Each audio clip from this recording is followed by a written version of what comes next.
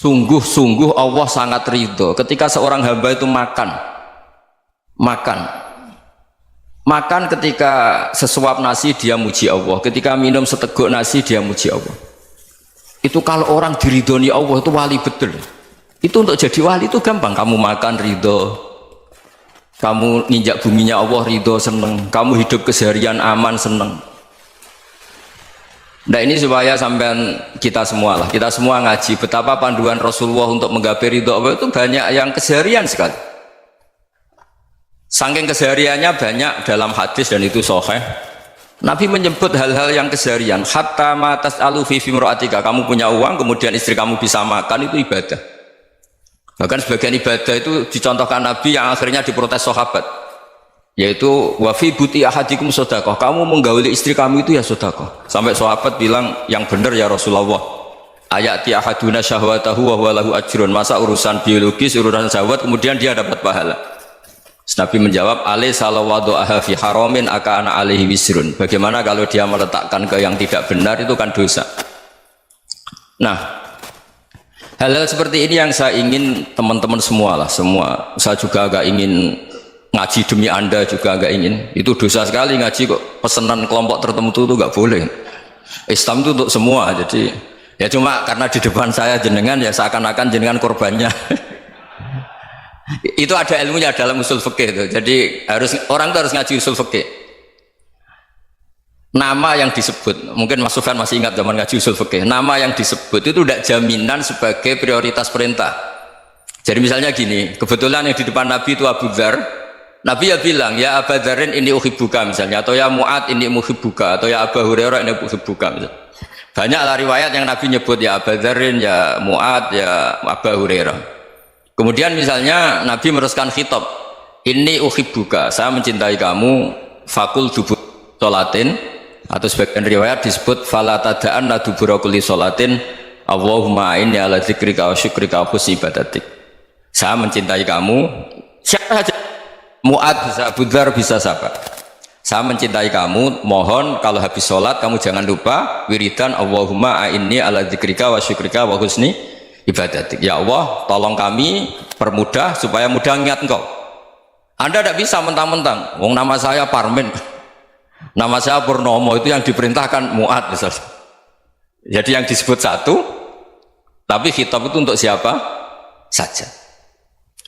Saya teruskan ya. Jadi saya mohon semua kita melakukan kebaikan itu, kalau dalam kaidah fikih disebut al yakin la yuzalu bisyak. Banyak kebaikan yang kebenarannya itu 100%, tidak punya efek samping ke pihak lain, ke kelompok lain, ke komunitas lain. Yaitu tadi misalnya Anda makan dan itu murah sekali, hanya butuh satu piring, setiap punyaan kamu muji Allah, setiap minum kamu muji Allah. Itu redaksinya Rasulullah SAW disebut Allah sangat ridho ketika seorang hamba makan kemudian dia memuji Allah, atau minum kemudian dia muji Allah. Logikanya gampang, negara seperti ini yang kamu harapkan bentuknya kayak apa, mertua, ipar, komunitas, tetangga, itu nyata terjadi itu kan belum pasti. Sementara yang mesti terjadi adalah kamu butuh makan, kalau tidak mati, butuh minum, kalau tidak mati, butuh bumi yang nyaman ditempati, kalau tidak kita juga mati. Sebab itu Allah kalau menyebut nikmatnya itu hal-hal yang keseharian. Alladzi at'amahum min ju'. Allah itu siapa? Allah itu yang menciptakan kamu bisa makan, tidak berlebihan. Allah itu yang menciptakan kondisi sosial itu ideal. Zaman Nabi itu ya ada orang munafik, orang-orang pilihan Allah itu juga diuji orang sekelilingnya yang macam-macam. Semua diuji sesuai konteks zaman dan waktu. Nah, tapi ada ibadah-ibadah yang selalu disarankan Nabi. Sampai Nabi itu pernah ditanya, ayul islami khairun ya Rasulullah, Islam terbaik itu gimana? Jawaban Nabi itu unik, itamu to'am, Islam terbaik itu ya makan-makan, jangan santai-santai. Ketika Allah menyebut beberapa kebaikan, falak tahamal aqobah, wa ma adrokan apa? Mal aqobah. Terusannya apa? Fakku rokobah. Terusannya apa? Au it'amun fi yaumin di masubah. Ya, atau acara makan-makan itu juga Islam. Kenapa? Ya bayangkan kalau tidak ada makanan, kita mati kan? Kondisi sosial tidak ideal itu Anda masih gak apa-apa, tapi kalau Anda tidak makan, Anda tidak minum, Kamu punya istri cerewet masih bisa hidup, punya mertua cerewet masih bisa hidup. Tapi kalau tidak makan bisa mati. Berarti penting mana istri sama makan? Penting mana? Makan. Semoga istri Anda dengar. Nanti kamu disuruh makan tapi pulang deh.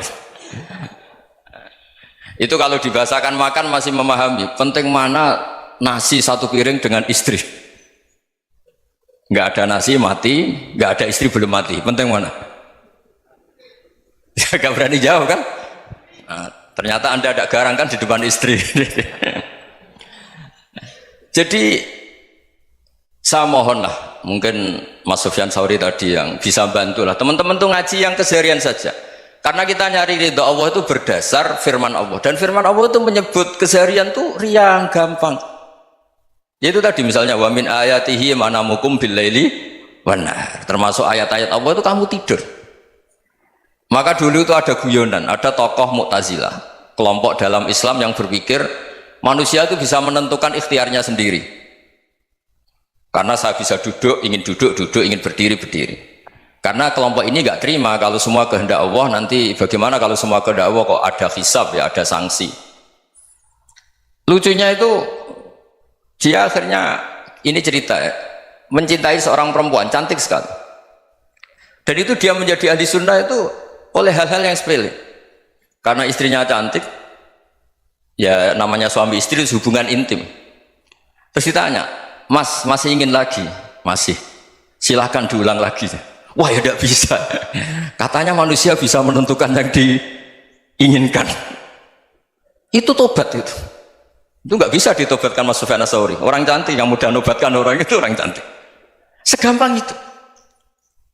Akhirnya kita tahu, makanya kalau dalam kitab Hikam itu disebut al-aqil mayyakul madza yaf'alu wa hubi wal ghafil mayyakul madza af'al. Orang yang punya akal karena sadar ini wilayah Allah, semua milik Tuhan, itu dia tiap hari berpikir besok Allah akan melakukan apa terhadap dunia ini. Kamu merencanakan suatu mau plesir ternyata gempa, mau wisata ke Rusia ternyata perang. Kamu tidak pernah tahu apa yang akan terjadi besok. Wa ma tadri nafsum madza taksibu ghadan. Tapi anda semua kita ini sering punya jadwal permanen. Makanya saya kalau diundang siapa saja, sana takdir. Yang jelas Gus ini acara penting. Ya masih acara penting nak pangeran ngersakno piye? Kok ape dadi pangeran? Kamu kok mau jadi Tuhan? Itu kadang ya kiai. Penting Gus acara ini jenengan harus memastikan bisa. Loh kamu itu yang ngajarin tauhid, sesuatu itu biadillah kok bilang-bilang apa pasti. Kalau maksa terus tak tobatkan loh kamu kata saya. Ya kalau gitu Gus bilang insya Allah. Wah itu hati saya, fisik saya, roh saya sudah bilang insya Allah. Tidak usah kamu latih kata saya. Nah hal-hal tauhid keseharian itu gampang sebetulnya. Wal ghafil yaqulu madza af'al. Tapi orang yang lupa Allah dia setiap hari bilang besok apa? Kita bisa melakukan apa? Seakan-akan dia itu aktor, dia penting, dia subjek permanen, dia. Padahal kita ini hanya objek kehendak Allah Subhanahu wa taala. Karena kita yakin sesuatu yang terjadi di alam raya ini kita tidak bisa apa-apa. Makanya saya sering ngaji, sering bilang saya, ketika Anda mensifati Allah, dia yang menghidupkan, sudah itu tanamkan, sehingga ketika kita mati santai saja. Kenapa santai? Allah punya cara menghidupkan kita. Zaman kita hidup juga gak tahu caranya ngelola jantung, ngelola paru-paru. Kamu juga gak tahu ngelola oksigen yang tidak beracun, tidak ngandung polusi. Tahu-tahu hidup. Gak ingin tua ya tahu-tahu tua, gak ingin mati tahu-tahu mati. Selama ini kita hidup juga gak tahu apa-apa sebetulnya. Hanya gaya tok, punya jadwal, punya planning. Kalau kamu bisa menentukan pilihan Anda, pasti Anda istrinya cantik, 4 neriman semua, qanaah semua. Nyatanya enggak kan? Ada 1 jelek, cerewet. Oh itu kan, nyatanya enggak bisa apa-apa Anda kan? Dan kamu bawa mati lagi. Itu kan istri Anda juga gitu, punya keinginan punya suami yang ganteng, yang jabat, yang neriman, yang enggak poligami. Ya enggak kesampaian juga. Kalau kita ngitung tingkat kegagalan kita itu gagal terus. Ya kan? Nah, terus ingat Allah, madza yaf'alu wa bi. Orang yang punya akal selalu berpikir Allah itu menghendaki apa terhadap saya. Loh, sama-sama orang melihat orang yang serius, itu kata Anda itu pemikir berat, serius, senang punya tokoh yang merengut tuh, karena kamu anggap serius. Tapi sebagian orang anggap orang yang serius itu wong merengut, wong masam, wong muka kok ditekuk. Jadi sama Itu hati, ya muqallibal qulub tsabbit qalbi ala dini. Karena kita nggak tahu cara berpikir kita tentang orang lain, tentang sekeliling kita. Misalnya kita orang baik yang jenis ngrumat fakir miskin. Ada orang bangun masjid mewah itu janggal. Apa artinya masjid mewah kalau banyak orang kelaparan? Tapi kalau yang jenis pendidikan, apa artinya masjid mewah kalau tidak bisa ngaji? Nanti yang jenis infrastruktur, apa artinya ini kalau semuanya punya sudut pandang yang berbeda-beda. Dan Islam mengapresiasi semua kebaikan.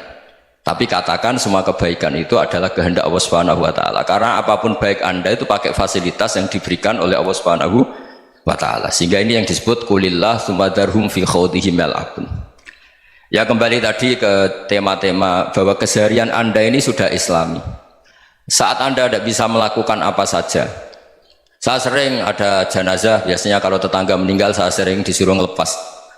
Saya bilang orang ini baik karena sering ngelamun di rumah, sering nganggur di rumah. Ditanya sama anaknya, kenapa Gus nganggur baik?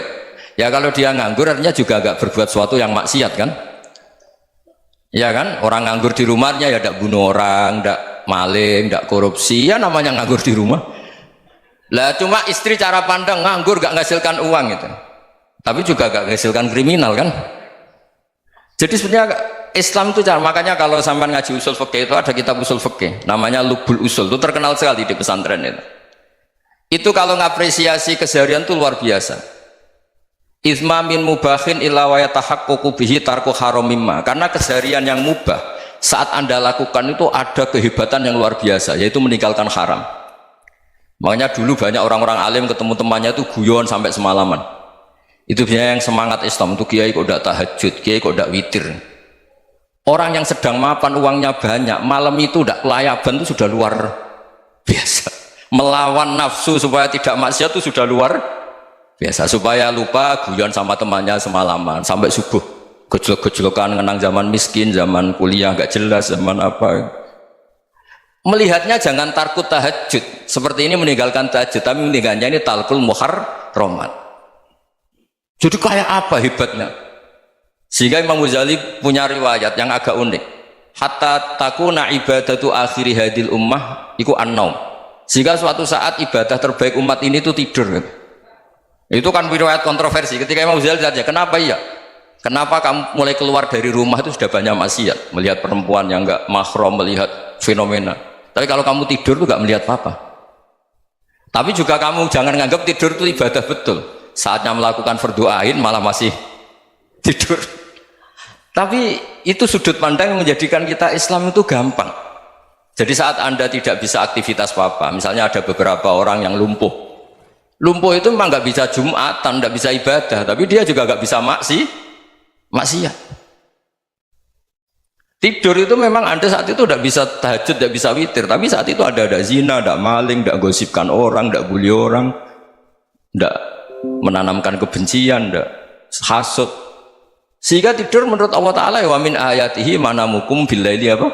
Wan-nahar. Karena di tidur itu selain ada unsur istirahat, jaga kestamina, juga ada unsur meninggalkan beberapa keburukan. Nah saya mohon ibadah yang keseharian ini kita jaga. Supaya kita semua baca ayat itu fasih. Fasih itu tertanam di hati. Allah itu siapa? Alladzi at'amahum min ju'i wa amanahum min khawf. Dan Allah kalau cerita di Quran itu anna subabnal ma'a subba thumma syaqaqnal ardhan wa syaqqa fa'ambatna fiha habba wa inaba wa qadba wa zaituna wa nakhla wa hadaika hulba. Kamu tahu saya ini siapa, kata Allah. Saya ini adalah Tuhan yang menurunkan air, kemudian ada tanaman banyak, habba wa inaba wa qadba, ada zaitun, ada tin, kalau orang Jawa mungkin ada tela, ada padi, ada mangga, ada pisang. Sudah. Wa inaba wa zaituna wa nakhla wa hadaika hulba, ada perkebunan yang lebat. Tujuannya apa? Mata Allahkum, silahkan kamu pakai, kamu nikmati. Tapi karena kadang kita ini punya ide-ide besar. Tadi untuk syukur saja nunggu punya istri riman, rumah baik, tetangga baik, komunitas baik, semuanya baik baru syukur. Lama-lama nanti ada di surga, syukurnya nunggu surga paling kelas A. Itu sudah ada yang menghuni Rasulullah, kamu nggak boleh di situ. Masa untuk syukur saja? Repotnya Masya Allah. Jadi mohonlah Quran yang kalau Anda hafalkan juz sama itu kan ada ayat-ayat yang kayak tadi. Ya, fal yang dzuril insanu ila ta'ami. Coba lihat Apa yang kamu makan ya? Dari mana? Dan untuk mempertahankan hidup kamu keseharian. Jadi jangan kira ibadah itu harus membentuk komunitas yang versi Anda. Ibadah itu harus yang hal yang mulu-mulu. Kesehariannya Anda alami. Loh, ini saya tidak bikin-bikin. Saya ngaji bukan karena berdasar pesanan. Itu ayat yang saya baca kan betul ada ayatnya kan. Fal yang dzuril insanu ila tu'ami anna sobabnal ma'a sobba thumma syaqaqnal ardo syaqqa fa ambasna fiha habba wa inaba wa qadba wa zaituna wa nakhla wa hada'iqa ghulba. Terusannya apa? Mata al lakum, silakan kamu nikmati. Mata itu silakan kamu nikmati. Ya kayak sampean dikasih hidangan ya makan. Ya sudah makan, habis makan ya minum, habis itu ngantuk ya tidur. Ya sudah normal-normal saja. Kayak apa indahnya Islam. Tapi Anda mencari Islam yang gimana lagi? Nah itu yang diajarkan guru-guru kita, diajarkan sanad kita sampai Wali Songo, sampai Rasulullah SAW. Bahwa pada akhirnya ada jihad, ada perang. Itu dulu memang perang, bukan membunuh, beda. Dulu kita dijajah Belanda ya perang, dan itu normal karena kita dijajah. Jadi ketika orang lain ingin baik sama kita, wa in ahadum minal musyrikin astajaruka ya fajirhu hatta yasma'a kalam Allah. Kalau mereka ingin baik ya kita baik. Makanya ada istilah musta'man, mu'ahad. Kalau mereka ingin damai, berdampingan dengan kemajmukan ya itu yang lebih baik. Karena memang Islam menghormati proses perdamaian. Wa in janahu lis-salmi ya fajnah lah. Kalau ingin damai ya kita harus